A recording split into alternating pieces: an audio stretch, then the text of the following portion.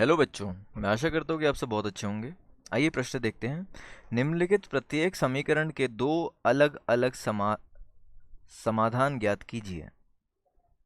मतलब दो अलग अलग हल ज्ञात कीजिए। तो आइए शुरू करते हैं। सबसे पहला है हमारे पास 2x plus Y equal to 5। तो मान लेते हैं कि पहला हल ज्ञात करने के लिए x इक्वल टू 0।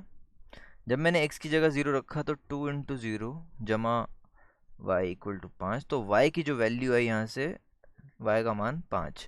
तो एक सोल्यूशन, एक हल जो हमारे पास आया वो है 0,5। दूसरा मैं मान लेता हूँ x इक्वल टू 2। तो 2 जमा y इक्वल टू 5। और यहाँ से 2 दूनी 4, 4 को इधर लेके जाएंगे तो 5 माइनस 4, y की जो वैल्यू है वो 1। तो 2 और 1, ये हमारे दो हल आ गए इस समीकरण के। आइए दूसरा समीकरण देखें। x equal to 5y। जब मैंने x की वैल्यू यहाँ पे मान ली 0 है तो 0 इज इक्वल्स टू 5y और y is also equal to 0। तो मेरे पास x और y का जो मान आया है वो दोनों का 0 आ गया। एक हल इसका ये निकल गया। दूसरा मैं मान लेता हूँ x इक्वल टू 10। मैंने मान लिया x 10 के बराबर है तो 10 इक्वल टू 5y और y is equals to 10 by 5 equal to 2। तो जो दूसरा हल मेरे पास निकल के आया वो 10,2 ये आ गया। तो इस समीकरण के भी मेरे पास दो हल निकल के आ गए। आइए तीसरा देखें। 3x माइनस 1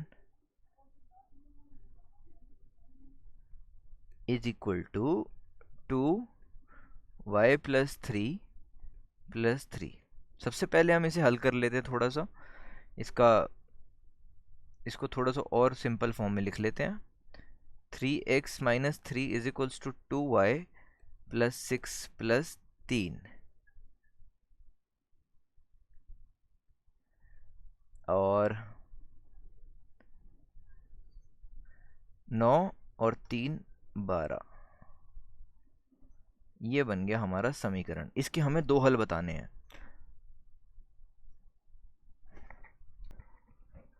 तो मान लेते हैं पहले x 0 है। जब x 0 हो गया तो 3 गुणाफल 0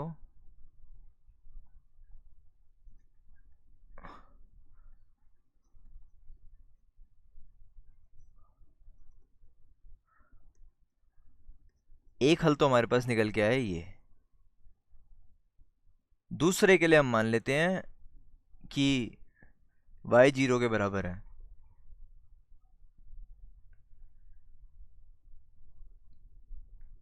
ये खत्म हो जाएगा। तो दूसरा हल इसका निकल के आ गया 4,0। तो इस समीकरण के भी हमारे पास दो हल ज्ञात हो गए। पहले समीकरण के दो हल 1 और 2, दूसरे समीकरण के दो हल और तीसरे समीकरण के भी दो हल।